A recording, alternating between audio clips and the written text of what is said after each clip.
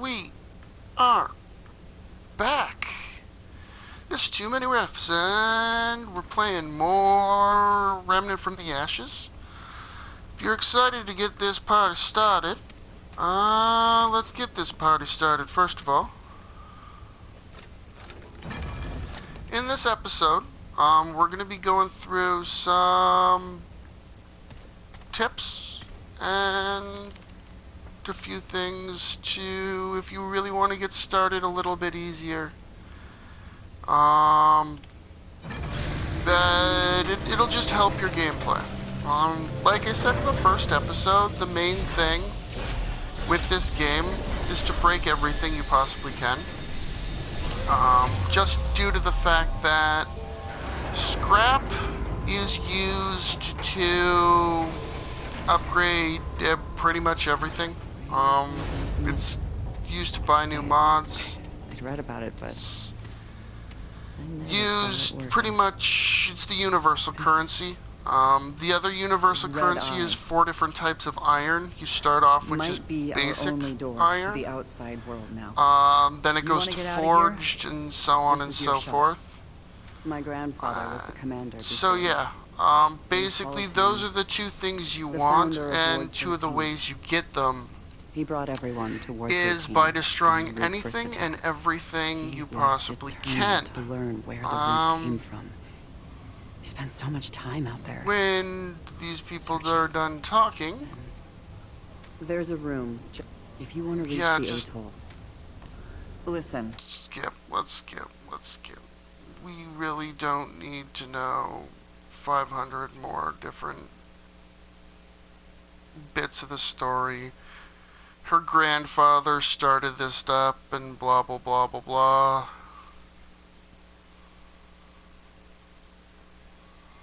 So yeah.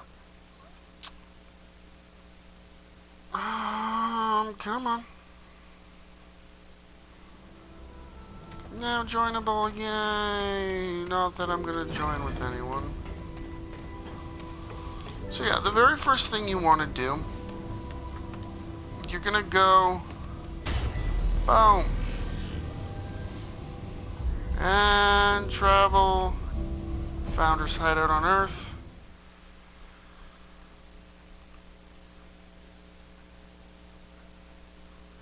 So yeah, any piece of equipment or weapon can be upgraded to level 20 or plus 20, whatever you want to call it.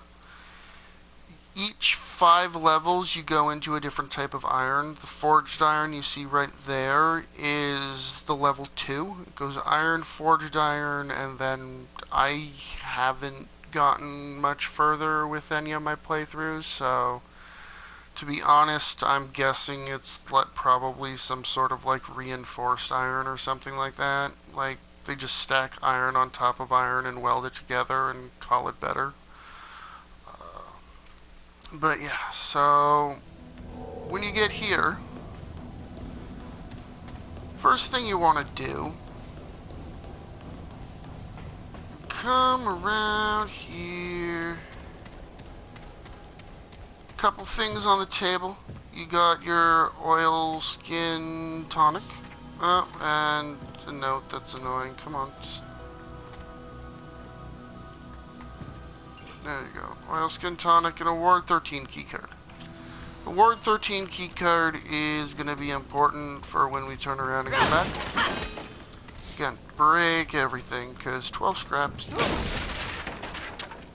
That bookshelf obviously hides a hidden room. Bricky. Oh, didn't get anything. But inside here, the main attraction is iron and 2 pieces of gear. You get the overcoat and the trousers. The good thing about these, if you look at a piece of armor here, you'll notice armor set bonus. With your class armor, which I'm not even going to equip the other armor, just due to the fact that sharpshooter is an extremely useful thing to have. That 25% range damage is really nice. And the armor we just picked up, the Drifter set, has basically just lower stamina cost when running. So that's not the most useful when it comes to combat. I'm gonna break this. Get iron, get your scrap. Then we're gonna go back.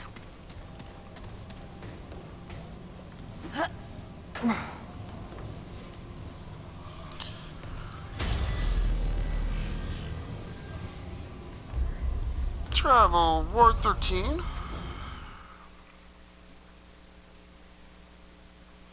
It does make things have a little bit more of a setup when you want to do things this way. You are going to be getting an extra weapon and a new trait and a couple knowledge books that'll give you free trait points. So it is helpful, especially if you say want extra health or something like that to start off with.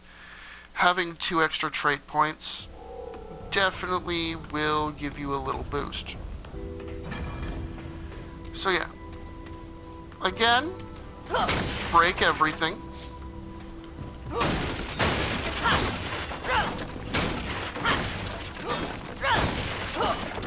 You're pretty much going to want to go around at first and find every single crate.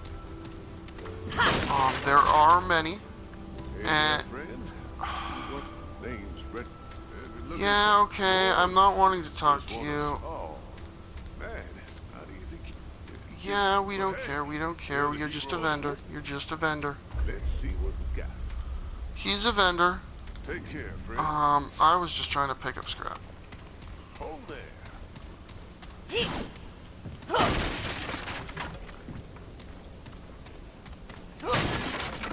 Okay, so now what you're going to want to do is you're going to want to come here.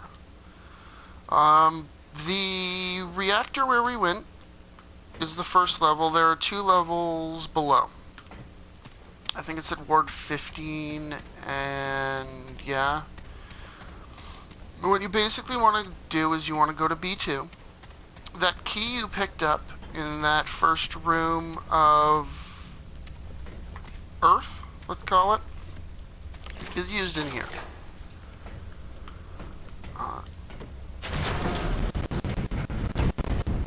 So yeah, that's kind of why we had to do the backtracking. The Tome of Knowledge, that's your first trade point right there. We'll get into that in a little bit, talking about trade points and different things like that. Again, destroy everything you can, because all the free scrap in the world is nice. You can't destroy metal things, which, you know, in a way makes sense, in a way is kind of like, all this shit's been here for years. Yeah, I thought I saw some scrap on the floor.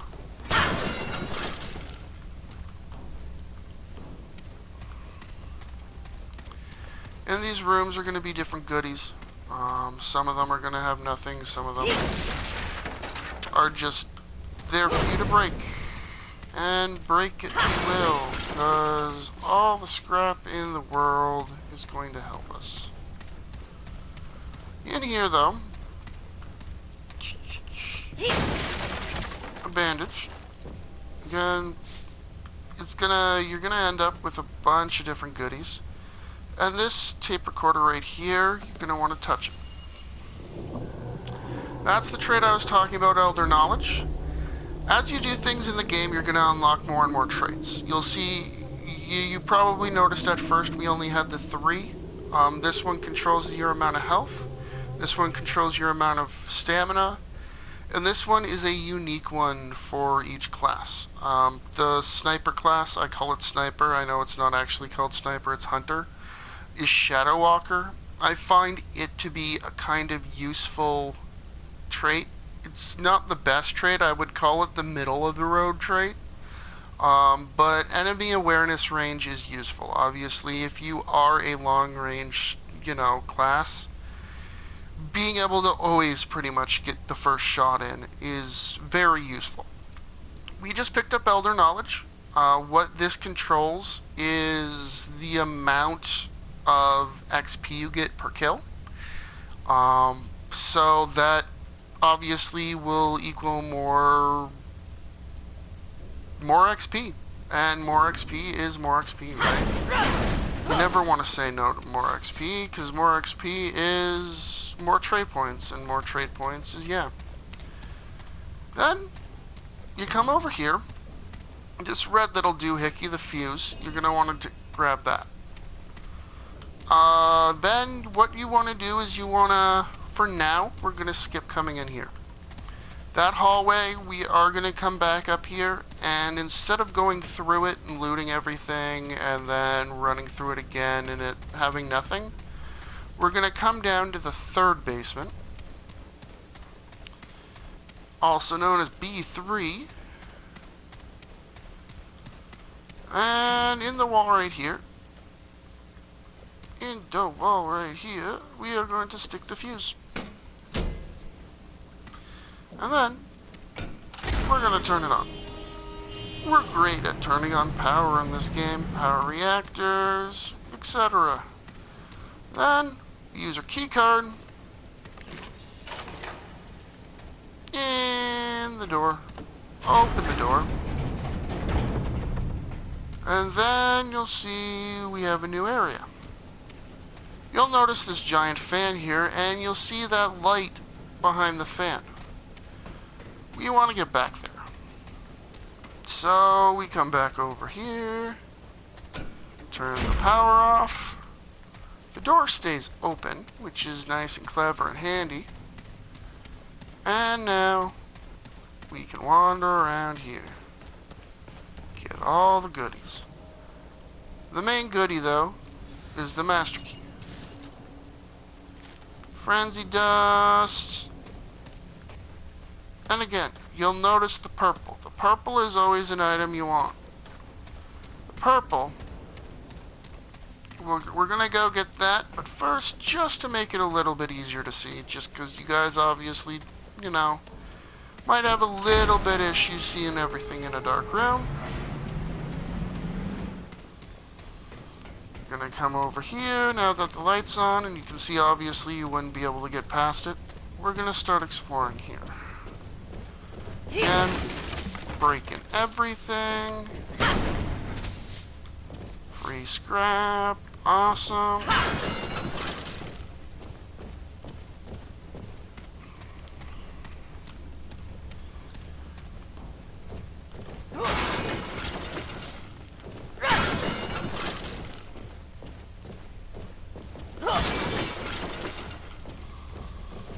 So yeah, if you do this, you're probably going to end up with an free scrap. And you're noticing we're ending up with a decent amount of the different consumables, which that's always nice. More consumables, the better. You don't have to buy as many, especially early on when you're really learning how to play the game. You do go through a lot.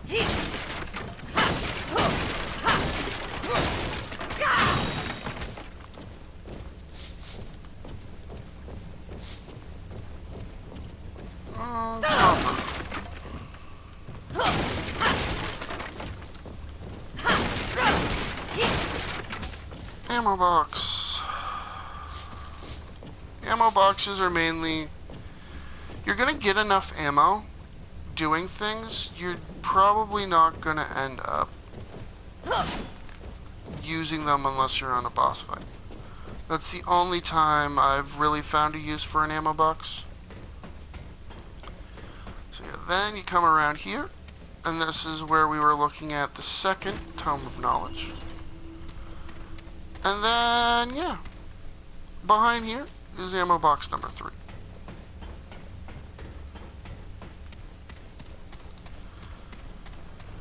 Then we go to the other side. Thermal control. And up here, there's really only one thing, the bandage. And these chairs can't really be destroyed. You can knock them around like they're nothing, but yeah, that's it over here. And for the rest of this floor, because you can only really go on this pad here, there's nothing else.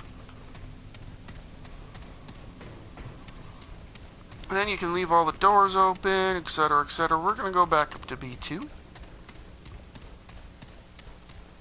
Like I said, with this, there is a little bit of setup, but at the same time, you do end up way further ahead than you would be with 0 trade points and all that fun jazz. You end up with a lot of extra materials, etc., etc. And we are going to go down this hallway that I said we'd come back to. In here, again, you get a tunic, a tonica tunic, nice, nice. And a blood wart.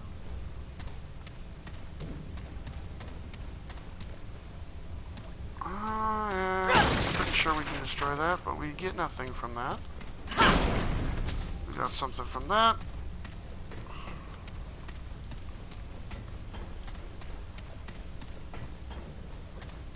In here, it looks like there's nothing. In here, you got the bookshelf. And we weren't lucky.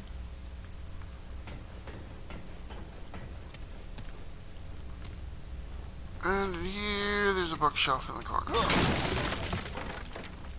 19 scrap. Always useful. Can we destroy? No. Yeah, we can't destroy any of that equipment. You're going to want to run all the way to the back. In here, you'll get to a door. You'll try to open the door. Oh no, it is locked. Well, what if we had the master key? Ha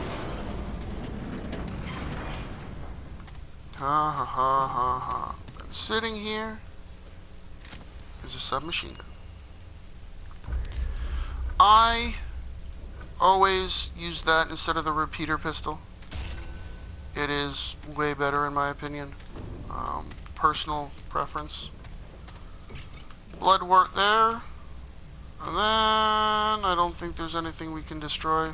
Maybe that chair. Oh, the chair you can destroy. Drop down. Okay, that's where we are. And one last room. You can't get in through the door. And it has an ammo box and a bandage. So you kind of want to jump in here. You'll notice all the other windows have bars, except that one. The bars have been lifted, so it lets you through. And that's kind of the gist of the startup when I make a new character. Just collecting the different things. And yeah, so yeah, basically I hope that helped you out. There are a few other tips and tricks that are nice. The ace chick over here, which you can destroy your stuff by. You can destroy NPC stuff, get more scrap. Man, we did some good down at the... When she stops talking. We're both gone. But hey, if you find good scrounge out in the world... You can trade with her, and she will give you iron. You'll notice we ended up with 660 of scrap. That's useful now, because now we can grab all 8 of what she has and use it to upgrade her gear. The way I normally upgrade my gear, just because I take the long range class, is I upgrade my weapon as high as I can. Oh, traveler. And then I start upgrading my gear. So, hunting rifle. And then we are going to leave that one there, because priority to the rifle. And again, come around here, look around. More scrap. 17 more scrap is useful. There are more boxes right here. We got ourselves another 39 with just doing that. That didn't get us anything. And so yeah, you just wander around, breaking everything you can. And yeah, that's kind of the name of the game early on, making sure that all those crates are destroyed. Hey, and when you go to a new area, like when we go back to Earth, you definitely want to make sure you're breaking everything. So yeah, now is definitely the time to go back to Earth.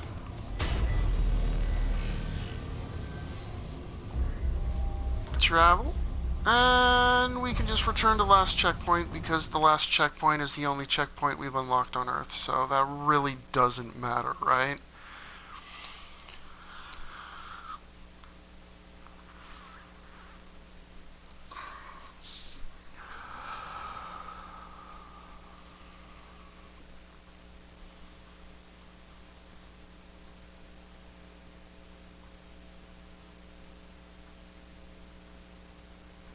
So yeah, that's, like I was saying, that's pretty much the setup I do for every character. Certain classes, I kind of prioritize the submachine gun over others. Mainly the sniper, or hunter class is what I prioritize that submachine gun with, just due to the fact that you have a long-ranged weapon, and having a half-decent medium-ranged weapon is nice. I know you do start off with the pistol, but what do you think does more damage, a pistol or a submachine gun? So yeah, those trade points we got, we are going to spend them now. And they're early on, there are really two different ways to go. You can, or you kind of three, but I think Shadow Walker is a distant third most interesting. You don't really need endurance early on. I'm going to put 1 point in vigor, just because having the plus 10 health, that is useful. And I'm going to put a point in Elder Knowledge, just because the 2.5% bonus to XP, that is useful. So, yeah, those are kind of, you almost want to do even between Elder Knowledge and Vigor. Depending on what class you are, you might want to drop another one into your class trait, just to help you out there. And endurance only really helps if you're going to be running a lot, and you have that set that reduces your stamina cost anyways, from breaking the... No, I didn't mean to do that. Breaking the bookshelf right here. So, yeah. That, not as useful as everything else. As per your inventory, the things you picked up, you obviously, ammo box is pretty self-explanatory. Bandage removes bleeding. Bloodwort is, it slowly regenerates your health over 30 seconds. It's not as good as the Dragon's Heart, but at the same time it is nice to have it. And Frenzied Dust is basically, as it says, it increases fire rate and reload speed. Oilskin Tunic removes infected. So yeah, that can help against certain enemies as we go further on. Liquid Escape is, yeah, it just teleports you back to the last checkpoint. It's not really something useful. Your materials tab, like I said, iron and the 2 keys we picked up. And then yeah, so that is basically it. In the next episode, we are going to jump into actually playing this thing. Oh, well, we're playing it, but actually, you know, doing more than running around and kicking tire wheels. But yeah, so there's Too Many Riffs. If you liked what you're watching, don't forget to drop a like, comment, and subscribe for more. Episodes of this come out every second day. So I will see you in episode 3. You have yourself an awesome day.